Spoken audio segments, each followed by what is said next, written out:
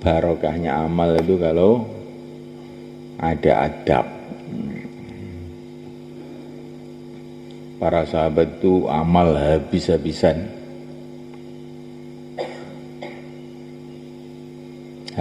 hartanya, waktunya, fikirnya, semua untuk ridha Allah. Tetapi Allah mengatakan kalau kamu tidak menjaga adab dengan Rasulullah, la ya ayyuhalladzina amanu la tarfa'u aswatakum 'inda sautin nabi wa la tajharu lahu bil qawli kajahri ba'dukum li ba'd an tahbata a'malukum wa antum la tash'urun. Hai orang-orang beriman, janganlah kamu mengeraskan suara kamu di atas suara Nabi. Dan kamu kalau bicara dengan Nabi jangan seperti bicara dengan orang lain, harus dengan penuh adab. Kalau kamu tidak jaga adab, antahbata amalukum wa antum la tash'urun. Seluruh amal kamu hancur, rusak, sedangkan kamu tidak mengerti. Jadi orang kalau tidak jaga adab, barokahnya amal hilang. Maka dakwah penting. Dakwah itu sumber untuk hidupnya agama dalam diri kita dan diri umat. Tapi adabnya dakwah juga sangat penting. Ta'lim itu penting. Tanpa ta'lim kita nggak tahu berita dari Rasulullah, berita dari Allah SWT. Di adabnya ta'lim sangat-sangat penting juga. Ta'lim tanpa adab, nanti kita ini nggak akan bisa masuk itu dalam hati itu.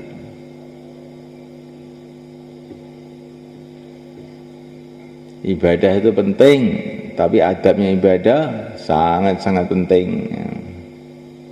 Ibadah tanpa adab, maka nanti akan hilang nilainya.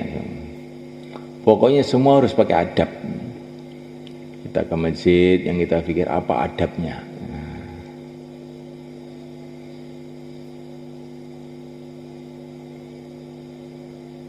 Orang pergi ke istananya seorang raja, ini ibarat kan, i'tibar namanya, mengambil pelajaran. Fa'tabiru ya ulul absar, ambillah pelajaran dari kejadian-kejadian yang di sekitar kita itu. Orang menghadap kepada seorang raja, tapi nggak pakai sopan santun, nggak pakai adab, maka bisa-bisa malah dihukum, diusir. Diusir malah enak, bisa-bisa dihukum, dianggap penghinaan kepada raja tadi, ya enggak malaikat. Nah, begitu juga kita ini menghadap pada Allah harus penuh dengan adab. Kalau tidak nanti bisa-bisa malah jadi mudarat kepada kita, jadi bahaya buat kita. Apa saja dipikir adabnya. Agama ini adab. Adab kepada Allah, adab kepada Rasulullah, adab kepada umat Rasulullah. Kalau adab-adab ini kita jaga, maka amalan yang sedikit barokahnya besar.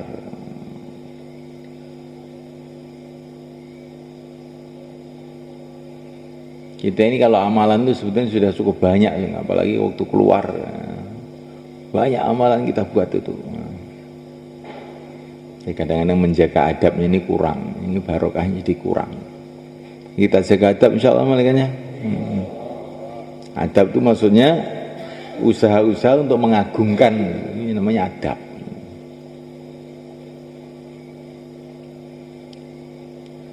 Jadi tindakan-tindakan yang sifatnya untuk mengagungkan, memuliakan, nah itu namanya adab.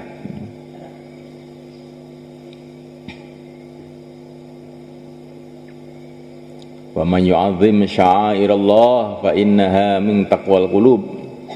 Barang siapa mengagungkan syiar-syiar agama Allah, maka ini termasuk takwanya hati. Syiar agama Allah itu apa ya?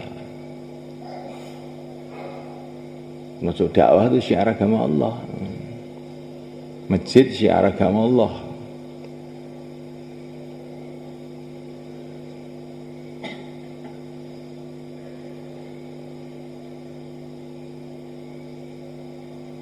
Assalamualaikum, Mak.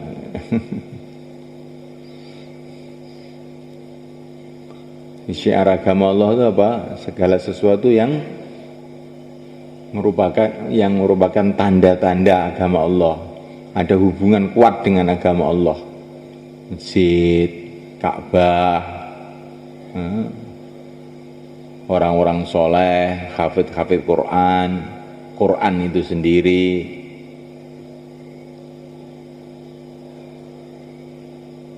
Nganti, kok neng bocah lunggune kene nyapa kae. Nek santri kon monggo ning kono, nek anu kon renjel.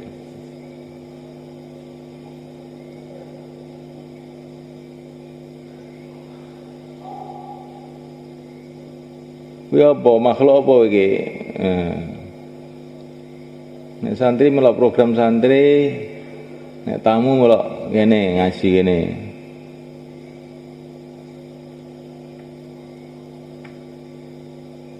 Orang yang tidur habis subuh, ini kata Sayyidina Abdullah bin Abbas, itu bikin miskin. Miskin ilmu, miskin harta, bisa-bisa miskin taskilan juga. Nah, kalau ingin miskin, habis subuh itu tidur. Termasuk waktu bayan itu yang paling baik tidur kalau ingin miskin. Insyaallah mulai kan? Insyaallah.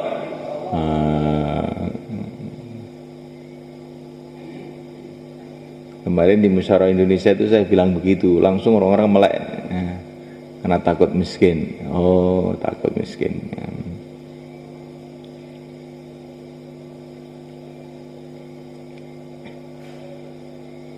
Adab ini masuk malaikat, ini termasuk bagian daripada adab.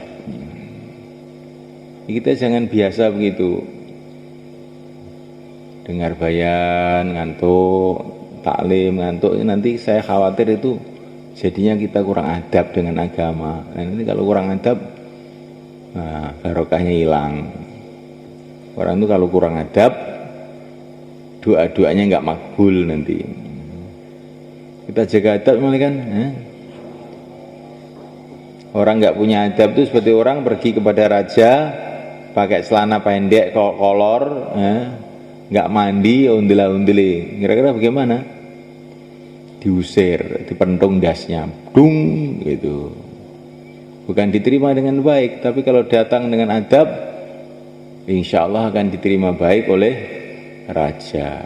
Sekarang mudzakarah 33, 44. Pentingnya adab. Pentingnya adab.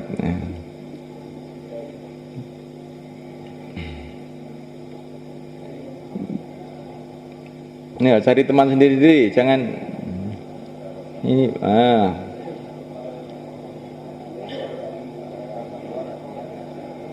Taqabbalallah, jazakumullah, masyaallah. Siapa yang mengagungkan syiar agama Allah, maka termasuk takwanya hati. Ini penting mereka.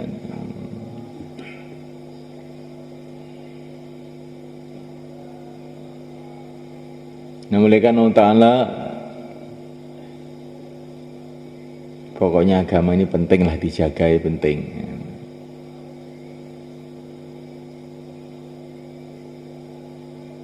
Mobil penting kan, tapi garasi mobil juga penting.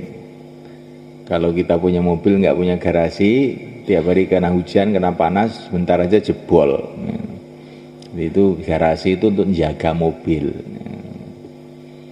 Kita punya sapi harus punya kandang, kalau nggak punya kandang nanti lari, hilang, dicuri maling. Jadi menjaga ini, adab untuk menjaga. Apa aja kalau nggak dijaga rusak. Insyaallah mulai kan nggak akan bertahan lama. Amalekan Allah Ta'ala, tapi asas segala asas, pokok segala pokok adalah keyakinan.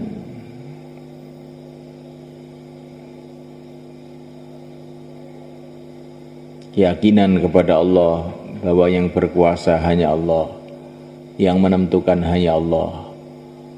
Allah melihat kita, Allah mendengar kita. Hanya Allah lah yang bisa menyelesaikan masalah kita. Hanya Allah lah pada hakikatnya yang bisa membantu kita. Makhluk tidak bisa membantu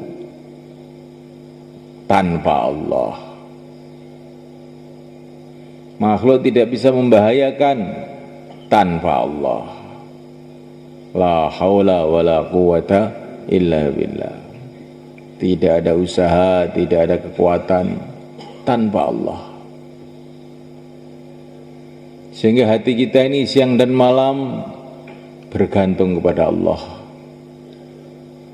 Siapa yang hatinya senantiasa bergantung kepada Allah,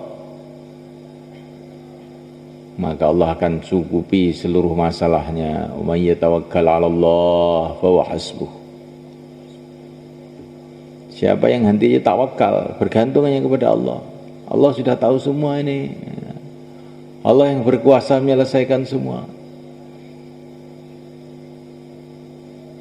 Hanya Allah yang bisa menyelesaikan. Untuk apa saya berharap kepada sana, berharap kepada sini? Untuk apa? Rugi saja. Berharaplah kepada Allah saja. Tawakal, bergantung hanya kepada Allah itu adalah wajib semuanya kan. Kalau kita bergantung pada selain Allah itu dosa loh.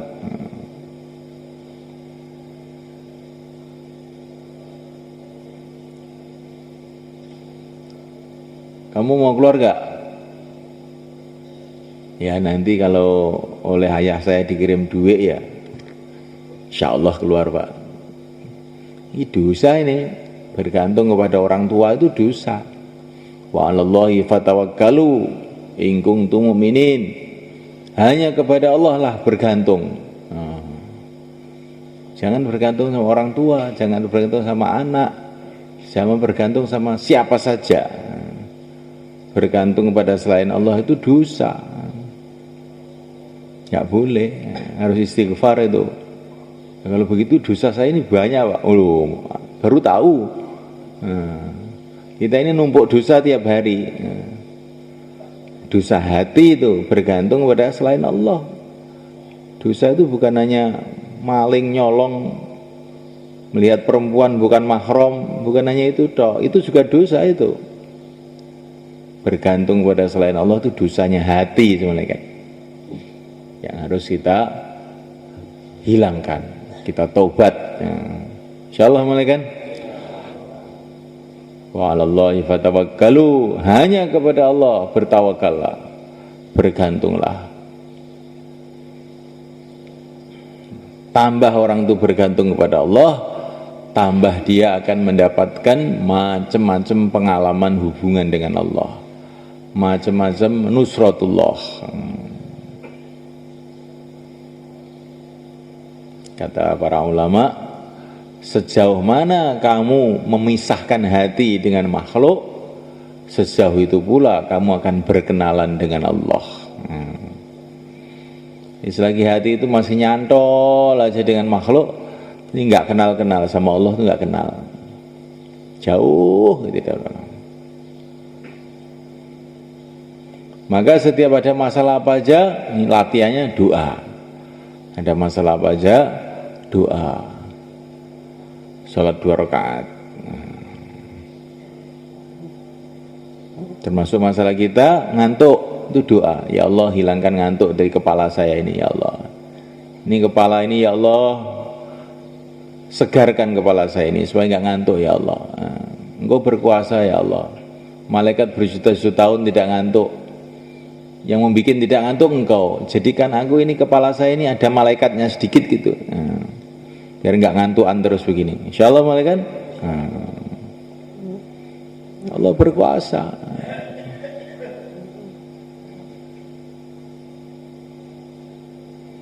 Ada seorang ulama itu kedinginan. Oh, kedinginan. Maka ketemu sama gurunya. Ada apa kamu? Oh, kedinginan, kedinginan. Ya kenapa kedinginan? Gak punya selimut, Kiai. Maka Kiainya bilang, kamu sudah doa kepada Allah untuk dihilangkan dinginnya belum? Wah, nah ini yang belum nih Kiai. Nah, ini yang belum. Sayyidina Ali itu kedinginan mulai kan. Kedinginan, ngewel. Nah, dilihat oleh Nabi, Nabi mendoakan Sayyidina Ali, ya Allah, jadikan Ali ini tidak kedinginan, walaupun musim dingin, musim panas jangan kedinginan. Begitu didoakan Nabi, Sayyidina Ali itu waktu musim dingin, salju itu malah panas badannya ini, disepot bajunya itu. Oh, sumuk. Jadi coba kita apa saja itu doa, maksudnya gitu loh, maksudnya itu. Jangan apa saja asbab. Nanti kalau apa saja asbab, bergantung kita kepada Allah jadi kurang. Asbab boleh gunakan, digunakan asbab, niatnya ibadah. Gunakan asbab dengan niat ibadah. Hatinya ta'aluk hanya kepada Allah. Ke sawah, niatnya ibadah, dan niatnya adalah untuk menghidupkan agama di sawah. Menghidupkan agama di sawah itu bagaimana? Ya. Nanti kalau panen, zakat, nah, di sawah nanti ketemu teman-temannya dakwah. Dari kebun-kebun Madinah, orang-orang berbondong-bondong masuk Islam. Kenapa? Ini di kebun itu banyak dakwah di situ. Di situ ada Mus'ab bin Umair, putar aja di kebun-kebun Madinah itu. Maka dari kebun keluar dai-dai, dari kebun keluar wali-wali.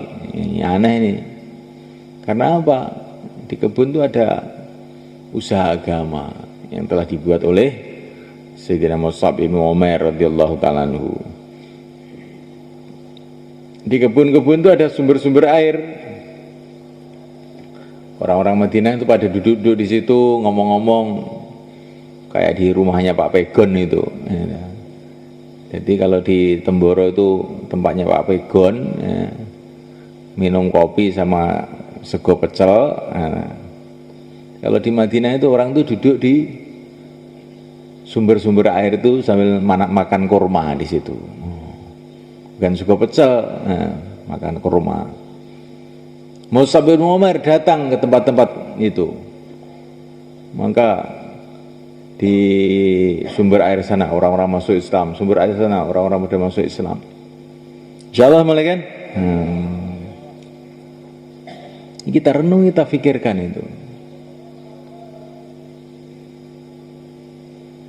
Jadi jangan kita pikir kita mau bayan di mimbar. Insyaallah mulai kan? Tapi jadikan semua tempat itu mimbar. Sawahnya jadi mimbar, warungnya jadi mimbar, untuk bicara agama. Rumahnya pun jadi mimbar, tempat tidurnya pun jadi mimbar, sebagaimana yang dibuat oleh Sayyidina Abdullah ibnu Rawahah. Tidur sama istrinya itu loh, tahu-tahu nangis. Ditanya istrinya, kenapa kamu nangis? Saya itu mikir firman Allah, orang akan melalui, semua akan melalui jembatan Sirat, jembatan di atas jahanam. Tidak semua selamat. Yang selamat hanya orang-orang takwa. Nah, saya itu mikir, saya itu selamat apa enggak? Jadi tidur bersama istrinya yang dipikir akhirat. Ya, kadang-kadang kita ini di masjid dengar bayan nggak mikir akhirat, mikir istrinya malahan. La haula wala quwata illa billah. Bersama istri mikir akhirat, di masjid mikir istri, mana yang baik? Nah, nggak tahu nih, pokoknya kita tobat aja, insya Allah malah kan.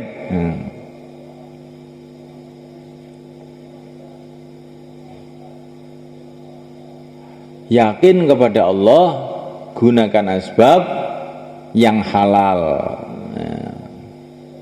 Nah, asbab itu ada yang halal, ada yang haram. Pilih yang halal. Dan di antara yang halal itu pilih asbab yang sudah pernah dibuat oleh Rasulullah SAW atau para sahabat atau orang-orang soleh. Yang halal itu pun dipilih, yang Nabi dulu pernah buat. Kalau nggak bisa, yang sahabat dulu pernah buat. Karena kita disuruh niru para sahabat. Minimalnya asbab yang pernah dibuat orang-orang soleh. Karena meniru orang soleh itu perintah Allah juga. Wattabi' sabila man anaba ilayya. Jadi 3 ini semulakan 4 malahan. Pertama kali cari asbab yang halal. Kemudian yang kedua, asbab yang pernah dibuat oleh Nabi. Kalau nggak bisa, sahabat pernah buat apa tidak? Kalau nggak bisa, orang-orang soleh sebelum kita buat atau tidak.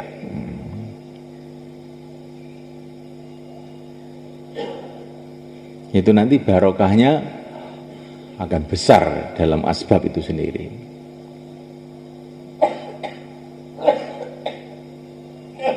Asbab yang dibuat orang kafir, walaupun halal, kalau bisa kita jauhi sebenarnya. Tapi tidak kita haramkan, tidak. Yang halal ya tetap halal. Tapi kita ini ingin yang halal, yang ada niru-niru orang-orang yang diridhoi oleh Allah. Biar kita ini barokah. Kita dakwah itu dakwah pakai radio itu boleh apa enggak? Ya boleh-boleh saja.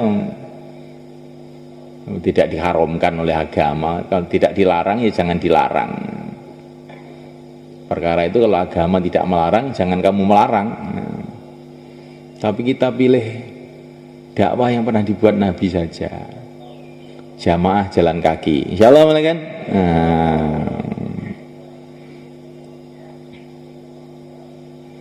Kalau dakwah pakai internet, pakai ini boleh apa enggak? Ya tidak dilarang oleh agama, jangan kamu katakan tidak boleh. Tapi saya milih yang pernah dibuat Nabi. Seumpama internet itu baik, tentu Nabi akan dikasih internet oleh Allah 1 truk. Ya kan, kan? Allah kuasa nggak beri internet? Kuasa.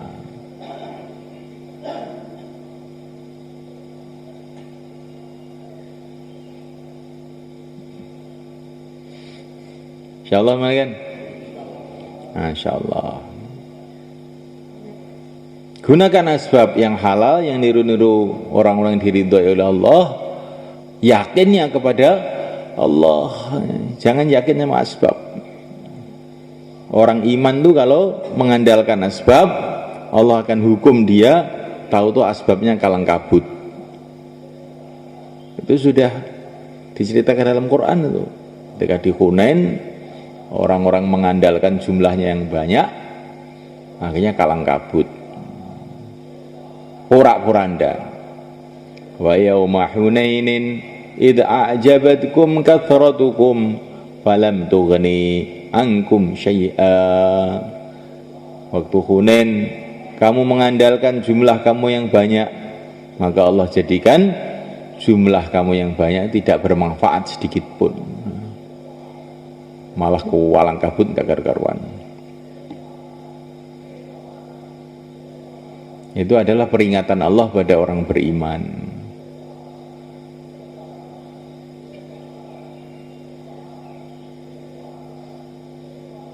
Yakin kepada Allah, yakin kepada Rasulullah. Dia utusan Allah, yakin pada Rasul bagaimana? Tanamkan dalam hati. Pokoknya ikut Rasulullah itu mesti menguntungkan.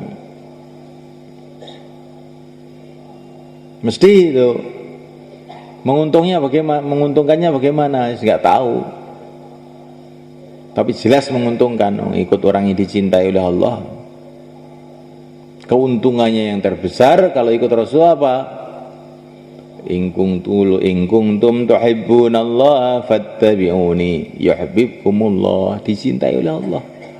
Kalau orang itu ikut Rasul dicintai oleh Allah. Kalau dicintai oleh Allah, sudah. Apa ada keuntungan lebih besar dari itu? Dicintai oleh pencipta langit, pencipta bumi, penguasa dunia, penguasa akhirat. Maka mengamalkan agama, mengamalkan kehidupan Nabi itu dengan yakin, ini pasti ada kebaikan. Pasti ada kebaikan. Kebaikannya bentuknya bagaimana? Allah punya sejuta cara untuk mendatangkan kebaikan. Bukan sejuta, triliun-triliun, nggak ada batasannya. Tidak amal agama, tidak ikut Nabi, pasti bahaya. Bahayanya bagaimana? Allah punya juta-juta cara, triliun-triliun cara untuk mendatangkan bahaya tanpa kita kira. Maka kata para ulama, orang yang mengamalkan agama sungguh-sungguh pasti akan datang kebaikan yang dia tidak kira-kira. Orang yang maksiat nanti satu saat pasti datang malapetaka yang dia tidak kira-kira.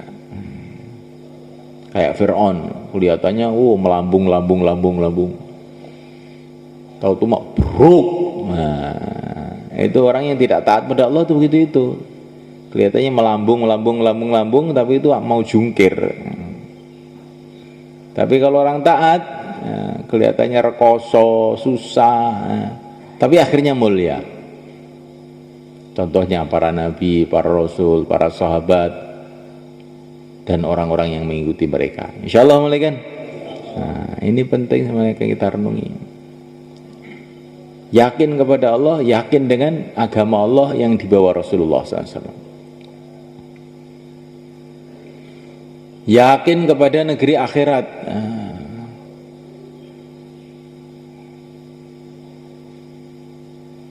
Bahwa depan kita ini akhirat. Depan kita ini adalah akhirat. Orang itu kalau ada yakin pada akhirat, akhirnya amal itu nikmat mereka. Kita naik sepur, naik kereta api mau ke Jakarta. Setelah sampai di dekat Jakarta, itu petugasnya itu tek Senen. Nah, maka yang ngantuk-ngantuk pun langsung melek. Jangan sampai ada barang yang ketinggalan, langsung dibawa. Mana sandal saya, mana sepatu saya, koper saya mana? Ya nggak semalikan? Karena diingatkan Jakarta sudah dekat. Nanti kalau nggak siap-siap, turun barangnya ketinggalan. Begitu juga di dunia ini semalikan. Ngantuan, lemes, loyo, tahu-tahu dikasih tahu, tek. Akhirat sudah dekat, langsung melek. Yang tadinya loyo jadi kuat. Sebentar lagi akhirat tuh, dekat kamu kuburan itu. Setelah kuburan itu padang mahsyar itu. Setelah padang mahsyar itulah sirat. Setelah sirat itulah surga atau neraka. Siap. Akhirnya yang lemes-lemes jadi kuat. Yang ingin pulang jadi tidak ingin pulang lagi. Yang mikir dunia berubah, mikir akhirat. Bekal saya mana, jangan sampai ketinggalan. Insyaallah malaikat. Maka yang mau keluar 4 bulan atau 40 hari ini silakan berdiri ke selatan. Taqabbalallah. Taqabbalallah. Monggo. Yang keluar 4 bulan, 40 hari, tambah masa, sisa masa, tambah masa, sisa masa,